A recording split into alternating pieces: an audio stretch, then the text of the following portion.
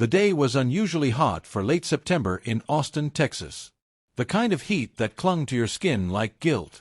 I remember standing in front of the open refrigerator door, pretending to look for something to eat, when in reality I just wanted to feel the cold air on my face. That's when I heard the front door creak open. "Dad!" A deep, almost trembling voice called from the hallway. I turned around slowly, closing the fridge. My heart dropped a little. I wasn't expecting him until the weekend. "Logan!" I called out. My son stood there, tall, broad-shouldered, 24 years old, but carrying the kind of weight on his face that made him look 30. His army duffel bag was slung over one shoulder, his jaw was tight, and his eyes burned with a fury I hadn't seen in years. He didn't say a word as he dropped his bag and marched straight past me into the living room. I followed, wiping my hands on a dish towel. "You're early," I said, trying to keep my voice even. "I thought your discharge wasn't until Friday." Logan spun around, his eyes now shimmering with emotion. "Yeah, well, I decided I couldn't wait anymore." My stomach twisted. "Logan, what's going on?" He scoffed, pacing like a storm waiting to break. "You know damn well what's going on." I froze. I had a feeling this was about Melissa. Logan's mother, my late wife Angela, had passed away 5 years ago. 2 years ago, Melissa came into my life. A kind-hearted, intelligent woman who worked at the local VA hospital. She helped me process my grief. We started dating slowly, and last year, we got married. Logan had never really accepted it. And now he was home. "For 2 years, I've been out there," Logan said, voice rising. "In the Middle East. In dust and blood. And every letter I got from home was more about her. Your wife. Your new life. Like Mom never existed." I took a deep breath. "Logan, son, calm down." He flinched at the word. "Don't call me son right now," he snapped. There was a long silence between us, stretching and growing heavier with every passing second. The ceiling fan hummed above us, doing nothing to ease the tension. "Logan, sit down," I finally said. He didn't move. "I mean it," I added, softer. "Just sit." He hesitated, then sank into the worn leather couch. His hands clenched into fists. "I never tried to erase your mother," I began carefully. "I loved her with every fiber of my being. But she's gone. And Melissa, she helped me survive the emptiness." He laughed bitterly. "So she patched you up, and now she gets to live in Mom's house? Sleep in her bed? Replace her?" "No one replaces your mother," I said. "Melissa isn't trying to be her. She's part of my life now." He looked away, swallowing hard. I sat across from him, studying his face, the shadows beneath his eyes, the sunburn on his nose, the way his lower lip trembled slightly. "How long have you been holding this in?" I asked. He didn't respond. "You should have told me, Logan." "And say what, Dad?" he finally said. "That every time I called and Melissa picked up the phone, it made my blood boil? That hearing you laugh with someone who wasn't Mom made me want to scream?" "Yes," I said. "Exactly that." He looked surprised. "I'm not made of glass," I said. "And neither are you.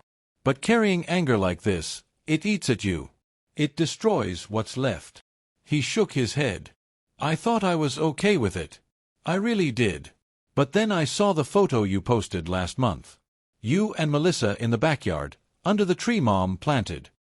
"That tree belongs to all of us," I said gently. "Not to her." We sat in silence again. "She's upstairs," I told him. "Melissa. She doesn't know you're home yet. I don't want to see her." "You will eventually," I said. "You'll have to." He buried his face in his hands.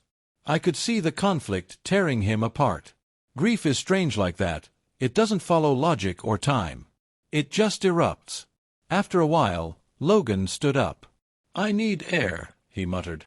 I nodded and let him go. I watched from the window as he walked barefoot out into the backyard, stopping at the edge of the garden. He stood there for a long time, looking up at the tree. That night, I found him asleep on the back porch. I covered him with a blanket and didn't say anything. The next morning, Melissa made coffee and handed me a cup in silence. She knew something had happened. She always knew. I didn't have to say much, just told her Logan came back early and that he wasn't ready to talk. "Give him time," she whispered. 2 days passed before they saw each other. I was in the garage fixing a cabinet door when I heard the screen door slam.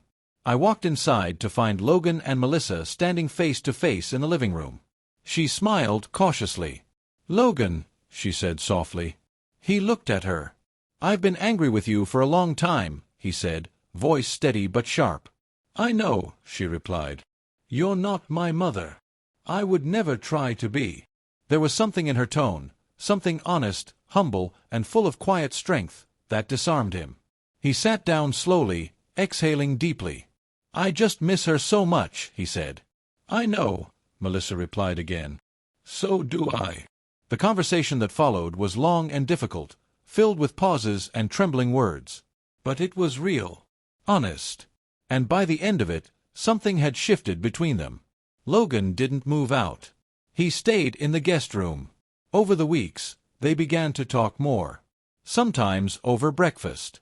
Sometimes about small things like the weather or sports.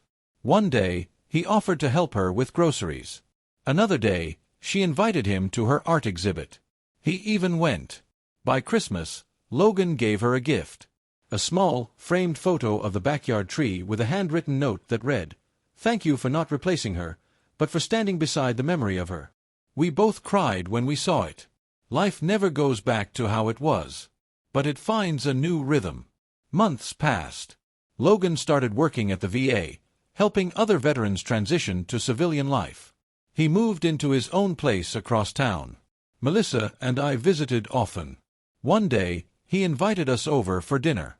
He cooked. He set the table. He poured wine. And just before we sat down to eat, he looked at me and said, "Dad, thank you." "For what?" I asked. "For telling me to calm down." I didn't want to hear it then, but I needed to. I smiled. Sometimes love doesn't come with the words we want, it comes with the ones we need. And that was the beginning of something new.